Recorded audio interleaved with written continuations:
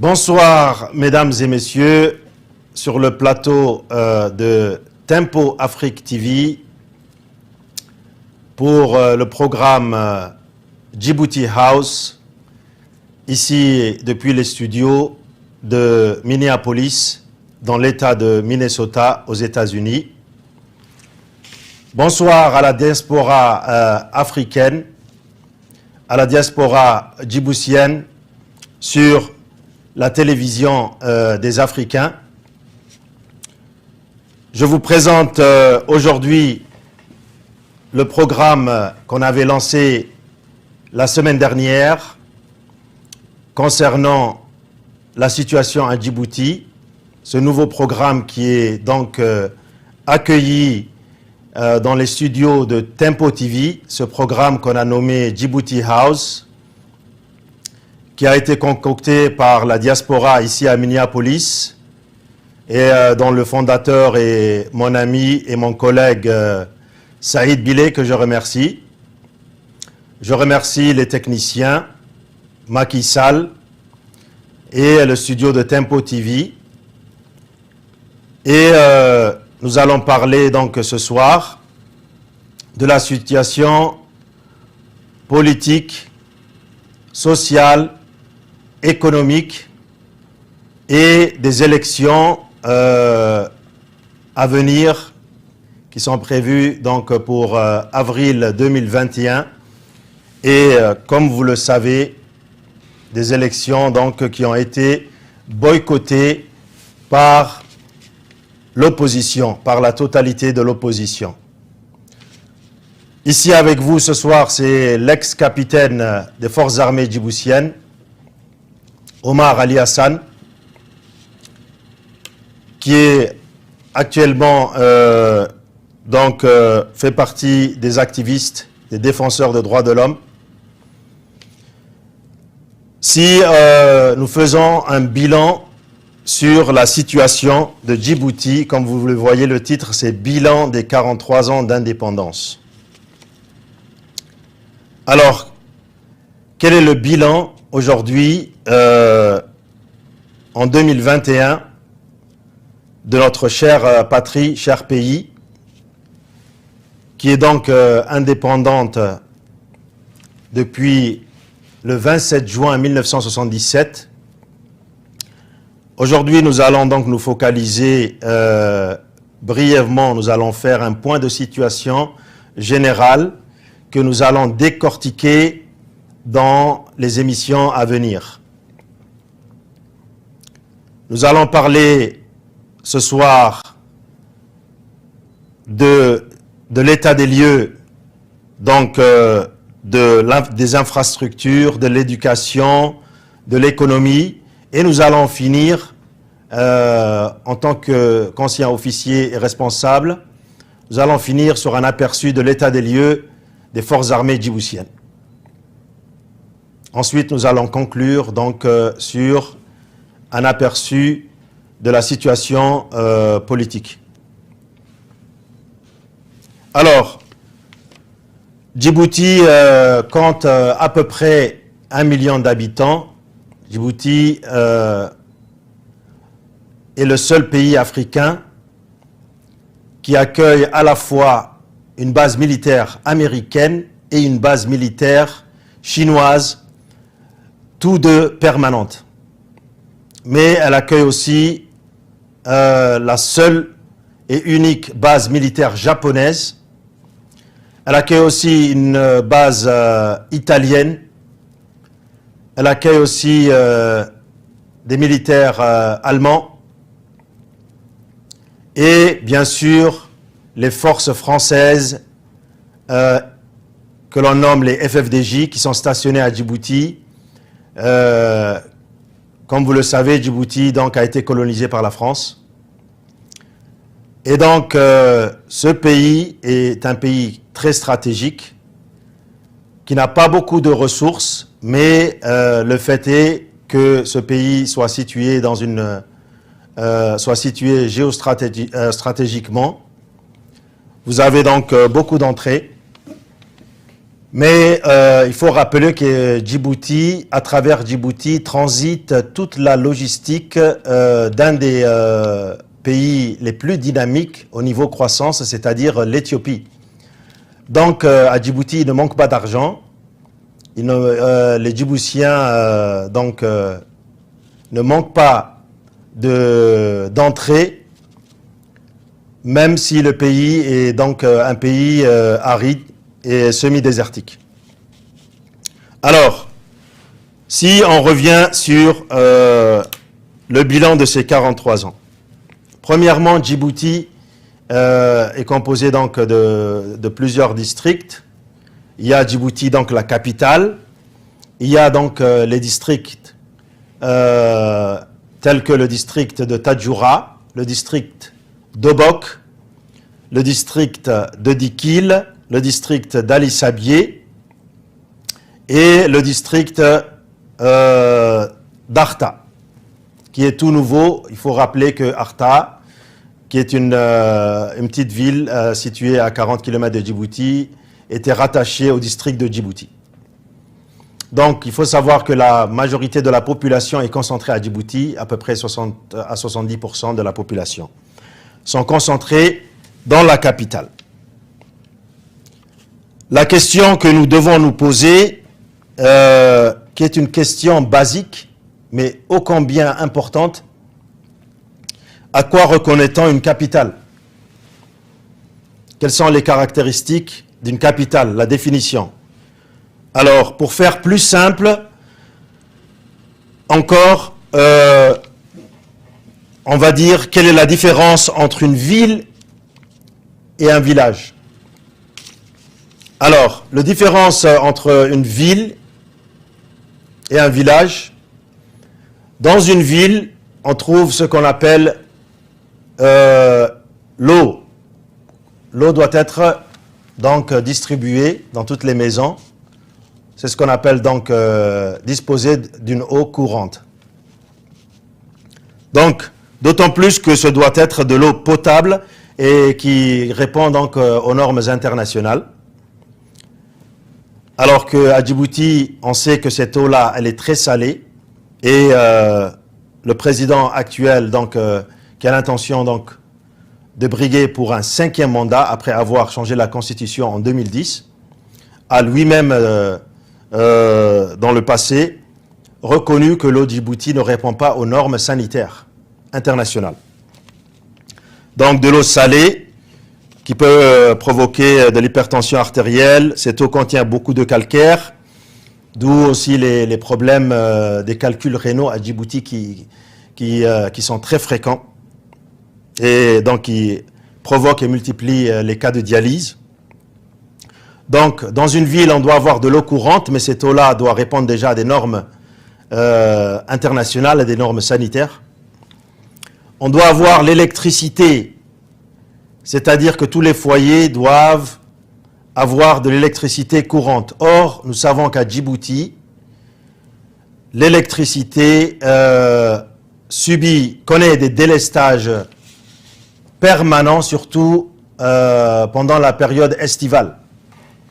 Imaginez à 45-50 degrés des délestages de 3 à 4 heures quand vous avez des personnes âgées, quand vous avez des nourrissons, quand vous avez des enfants, et même pour les aliments périssables, c'est-à-dire la viande, 4 à 5 heures sans électricité, chaque été, c'est le quotidien des Djiboutiens depuis 43 ans.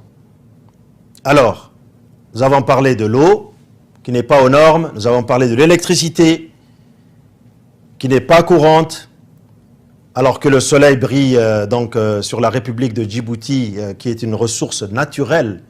Nous disposons du soleil toute l'année. À Djibouti, il n'y a pas d'hiver, il n'y a qu'une saison fraîche et une saison chaude. Donc, le soleil brille toute l'année. Mais, voilà, nous utilisons toujours les usines qui nous ont été donc léguées en héritage par le colon français et donc qui fonctionnent au gasoil, au diesel, qui produisent beaucoup de dioxyde de carbone, beaucoup de pollution, et qui surchauffent l'été. Voilà, donc il n'y a pas eu de projet depuis 43 ans concernant le solaire. D'ailleurs, il faut rappeler que l'importation des panneaux solaires est interdite. Il faut rappeler qu'à Djibouti, il n'y a qu'une seule source d'électricité, c'est-à-dire une seule compagnie, et d'ailleurs c'est une compagnie publique, qui est donc dirigée par un proche du président actuel. Donc il est à la tête de la direction de l'électricité de Djibouti depuis plus de 30 ans. Et donc 43 ans de bilan, voilà l'état des lieux de l'électricité, de l'eau. Alors si on parle des canalisations, des systèmes d'égout, de l'hygiène collective, des routes et trottoirs. Alors c'est ça qui fait la différence entre une ville et un village. Une ville est dotée d'eau, d'électricité courante, d'un système d'égout, d'une canalisation, d'un système d'égout, d'une hygiène collective avec une collecte donc efficace des ordures ménagères et donc le maintien de la propreté urbaine. Et une ville dispose donc d'axes routiers, de trottoirs. C'est ce qui fait donc la différence entre un village et une ville. Donc la capitale de Djibouti, si donc on essaye d'avoir un aperçu à travers les images de l'infrastructure de Djibouti, vous allez voir que dans tous les quartiers, il n'y a pas de système d'égout, il n'y a pas de système d'évacuation, il n'y a pas un système efficace qui permet l'hygiène collective avec la collecte efficace des ordures ménagères et le maintien de la propreté. Donc, si on revient sur ces photos-là, comme vous voyez, ces eaux stagnantes, c'est le cas dans tous les quartiers de Djibouti.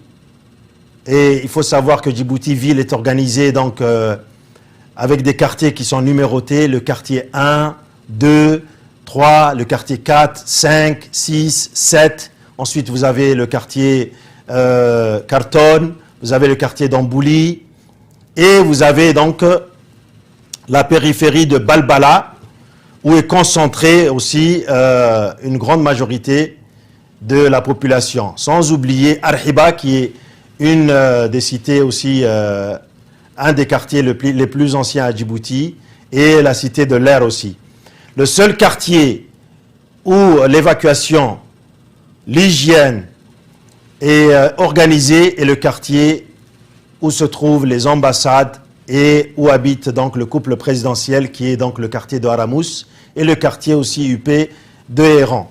Donc avec tous ces eaux stagnantes, Djibouti, les Djiboutiens sont victimes donc du malaria, du paludisme pendant toute l'année.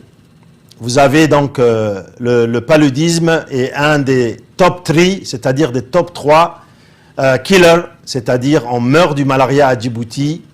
Le malaria, le paludisme occupe la 3e position en ce qui concerne la mortalité à Djibouti. Ces eaux stagnantes, après 2 à 3 heures de pluie normale, c'est-à-dire une pluie normale, pas un orage, vous avez les eaux qui inondent donc tous les quartiers, qui rendent la vie invivable, mais qui sont source de microbes et de maladies. Donc voilà à peu près le bilan de 43 ans. C'est le manque d'eau potable, le manque d'électricité et les canalisations, les axes routiers. Après 43 ans,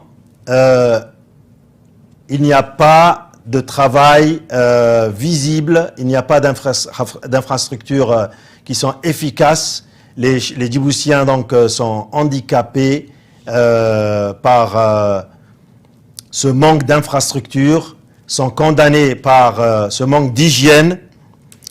Il faut donc rappeler, en plus de ce manque d'infrastructures efficaces, de la pénurie d'eau. Il faut savoir que dans des villages qui sont situés à peine à 100 km de Djibouti, il y a pénurie d'eau, il y a des gens qui meurent de soif.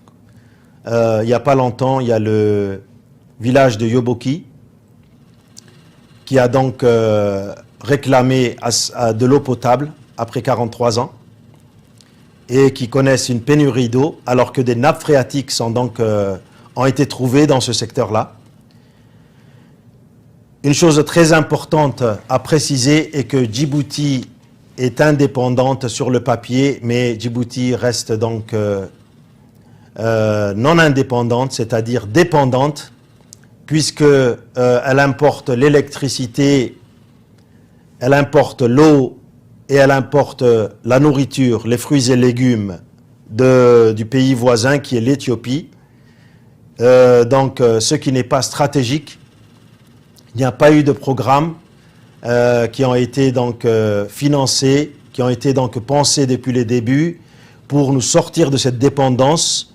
Imaginez si nous avions un clash diplomatique ou un problème avec le pays voisin qui peut facilement nous couper l'électricité, l'eau, les fruits et légumes. Alors qu'il faut rappeler qu'à Djibouti, dans le nord comme dans le sud, à Randa, à Ditilou ou n'importe où dans le nord, ou même au sud, à Assamo, Gestir, et même à Ali Ouné, dans toute cette zone-là, on peut facilement planter les légumes, les aliments de première nécessité, les fruits et légumes, qui peuvent facilement répondre aux besoins des Djiboutiens avec une autosuffisance alimentaire.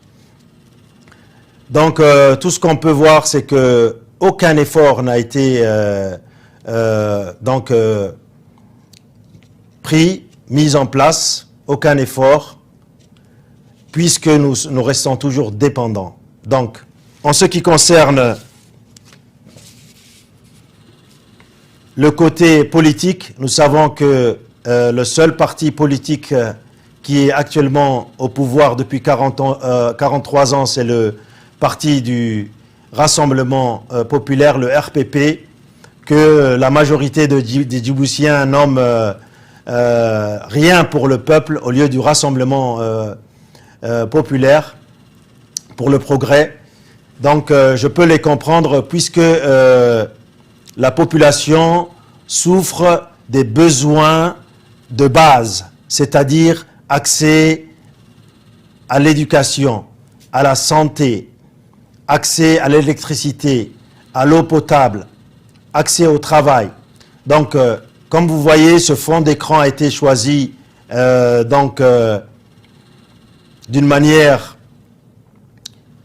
à montrer voilà à quoi ressemble l'avenir des jeunes Djiboutiens, des enfants à Djibouti.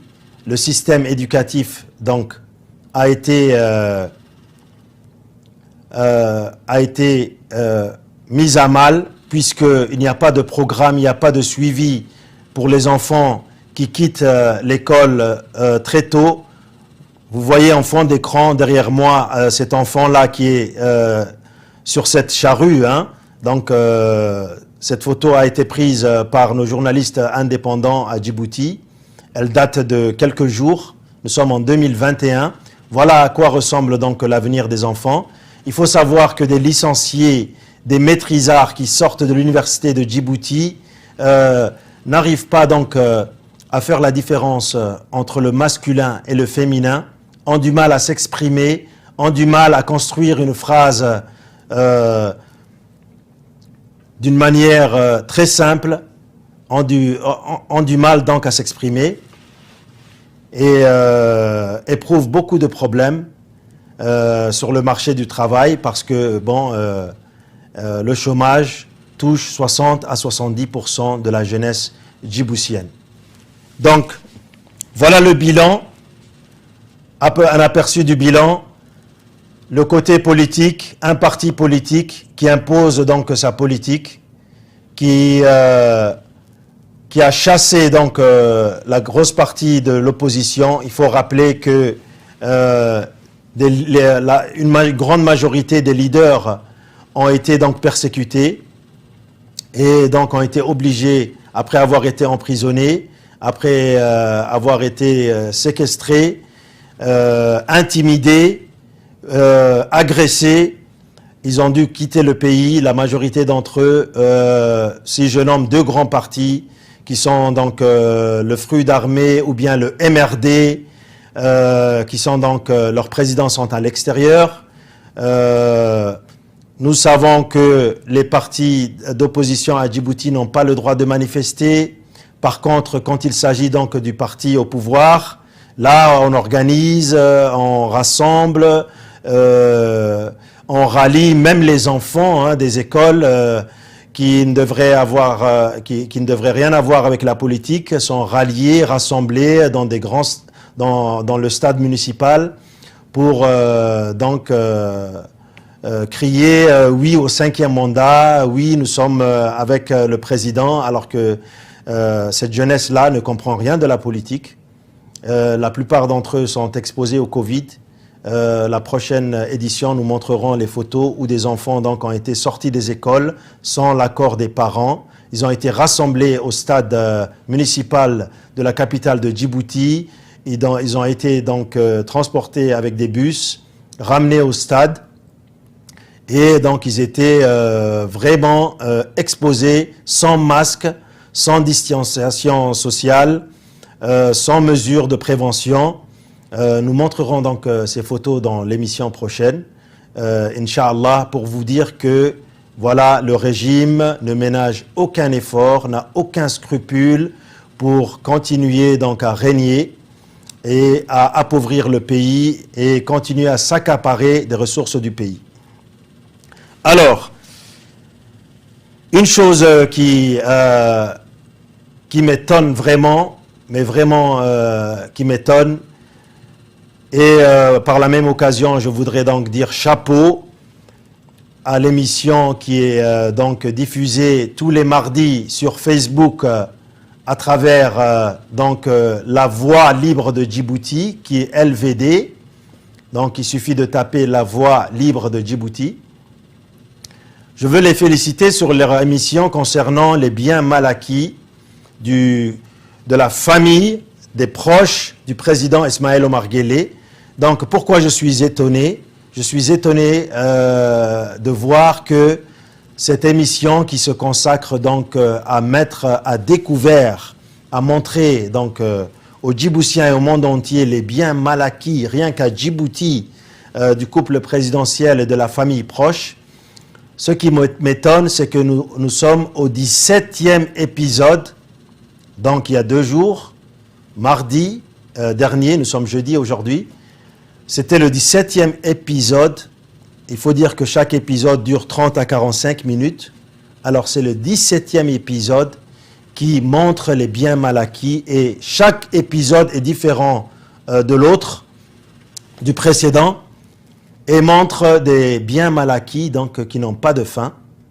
C'est pourquoi je lance un appel à la jeunesse djiboutienne pour leur dire que l'avenir de Djibouti n'est pas entre les mains de la France, n'est pas entre les mains des États-Unis, n'est pas entre les mains des forces de l'OTAN.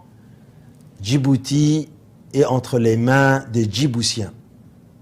La jeunesse djiboutienne doit savoir que la force se trouve dans la population djiboutienne, c'est-à-dire c'est le peuple qui décide de son destin.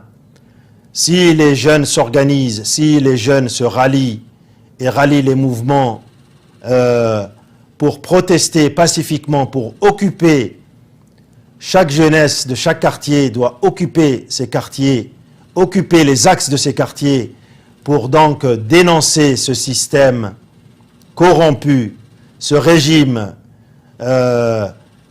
clanique, ce régime qui a donc favorisé ses proches, ce régime qui sert non pas le peuple djiboutien, mais ce régime qui sert des intérêts personnels. Ce n'est pas un secret pour les Djiboutiens. 70 à 75% des appareils de l'État, la défense, la sécurité, l'administration, les finances et le business sont occupés par une famille proche, soutenue par quelques affairistes qui sont originaires des autres clans et ethnies que compose ce pays, un pays qui est connu pour être la terre, le pays des braves, qui est un pays, le pays du Punt, un carrefour qui accueille des hommes et des femmes venus de la Somalie, de l'Éthiopie, du Yémen, sans oublier ce melting pot, sans oublier cette mixité. Ce régime a profité de la patience des Djiboutiens, mais on peut le voir à travers les manifestations. Et d'ailleurs, je tiens à féliciter les partis de l'opposition qui ne ménagent aucun effort à mobiliser et à sensibiliser leurs compatriotes pour manifester. Il faudra manifester, il faudra marcher dans les rues, il faudra se diriger vers Haramous, parce que manifester dans les rues et dans les quartiers ne suffira pas tant que la population ne se dirigera pas et n'occupera pas tous les axes routiers. Et bien sûr, je vous rappelle que l'équipe de transition ne ménage aucun effort pour présenter une image valable, une image qui va regrouper la majorité des forces de l'opposition, la société civile, les intellectuels, les militaires, les philosophes, tout le monde qui est en train de regrouper. Et la semaine prochaine, je tiens à vous annoncer que la semaine prochaine, un communiqué sera adressé aux Djiboutiens et aux Djiboutiennes. Et bien sûr, comme je l'ai dit la semaine dernière, cette équipe, je la suis de près. C'est une équipe qui est costaud, assez costaud, et qui est ouverte à tout le monde, et qui appelle à la convergence de lutte, Donc l'opposition, il n'y a que dans l'union qu'elle pourra se débarrasser de 43 ans de dépendance, 43 ans de dépendance. Voilà, Djibouti qui est tenu en otage, un pays qui est tenu en otage par une famille, par un cartel. Il n'y a que de cette façon-là que les Djiboutiens vont pouvoir se libérer. Donc nous attendons, nous avons atteint la demi-heure. Je voudrais parler de l'armée, des forces armées djiboutiennes. Comme vous le savez, j'ai dû démissionner suite à l'histoire qui est arrivée non seulement à mon frère d'armes, le lieutenant pilote Fouad Youssouf Ali, qui est incarcéré depuis avril 2020. Bientôt, ça va faire 1 an, il est sans procès. Mais aussi pour les injustices qui m'ont été faites au cours de mes 20 ans de carrière, mais aussi pour dénoncer la corruption au sein des forces armées djiboutiennes qui reflètent le système en place. Les forces armées djiboutiennes sont tenues aussi par un sous-clan qui a favorisé leurs proches et qui servent non pas la population djiboutienne, les intérêts des Djiboutiens, le drapeau djiboutien, mais qui est au service d'une famille et qui a failli dans sa mission de défense, dans sa mission régalienne. Comme vous le savez, le soldat djiboutien touche la maudite somme de $300. Et vous savez que Djibouti est un des pays les plus chers au monde, c'est-à-dire que la cherté à Djibouti est vraiment une des plus élevées. La vie est très chère, l'électricité est chère, l'eau est très chère, l'alimentation est très chère. Donc, les soldats n'ont pas d'avenir. Avec un salaire de 300 dollars, à peine si un militaire arrive à survivre. Il faut savoir que les militaires djiboutiens n'ont pas d'avantage, n'ont pas accès à des facilités en ce qui concerne donc le logement, en ce qui concerne l'éducation de leurs enfants. Donc la plupart des budgets sont détournés par les chefs de corps des différentes unités que compose l'armée. Les chefs de corps donc sont choisis par le haut commandement pour leur complicité. C'est pourquoi donc je lance un appel aussi à mes frères d'armes, les officiers, les sous-officiers, les militaires de rang, de réfléchir parce que le pays actuellement traverse une crise qui pourrait être irréversible. Donc je les mets en garde de ne pas tirer sur la population. Je leur lance un message ici en leur disant de protéger leurs concitoyens pour lesquels ils ont juré, pour lesquels ils portent cet uniforme, de protéger donc la Constitution, de protéger la population et de prendre leurs responsabilités. Surtout, je m'adresse aux hauts gradés, je leur dis à votre âme et conscience. Vous serez jugés pour vos actes, l'histoire va vous juger pour vos actes. Donc je lance un appel à l'opposition, je leur dis de s'unir, de s'unifier. Il n'y a que dans l'union que l'opposition pourra renverser ce régime. Et nous allons finir, comme je l'ai promis, avec une vidéo qui montre la cruauté du régime en place, de cet État policier qui donc torture en accusant des jeunes Djiboutiens, qui ne s'empêchent pas de torturer des Djiboutiens pour être des journalistes indépendants. Il faut rappeler que Djibouti ne possède qu'une télévision qui est donc à la disposition du régime, ne possède qu'un journal, ne possède qu'un seul service donc de presse, et que voilà ce qui arrive si jamais vous parlez de liberté d'expression. Je rappelle que Djibouti est classé sur 180 pays. Djibouti a été classé 178e, c'est-à-dire presque dernière sur 180 pays. Et vous pouvez voir ce classement sur le site Reporters sans frontières, sur rsf.com.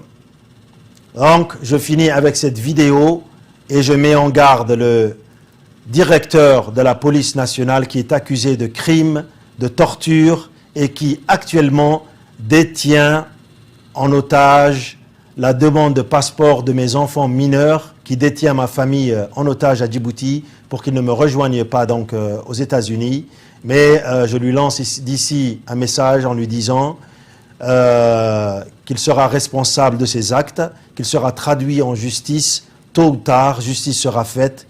Comme promis, je finis donc avec cette vidéo qui montre un des journalistes indépendants qui a été torturé à l'électricité.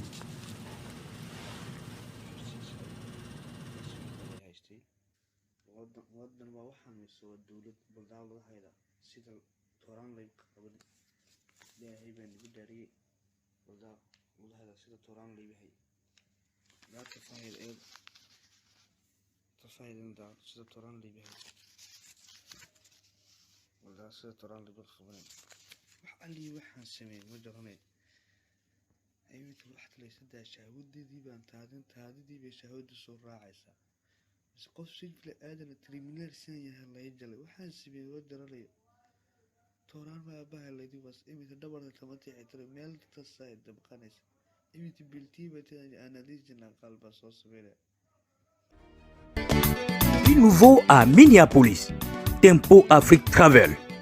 Vous voulez voyager? Achetez vos billets d'avion à l'agent de voyage Tempo Afrique Travel. Avec l'agent de voyage Tempo Afrique Travel, pas de problème de connexion, pas de problème de transfert de vol. Avec l'agent de voyage Tempo Afrique Travel, c'est le voyage en toute tranquillité, en toute beauté, de votre maison jusqu'à votre destination. Votre satisfaction est notre plaisir.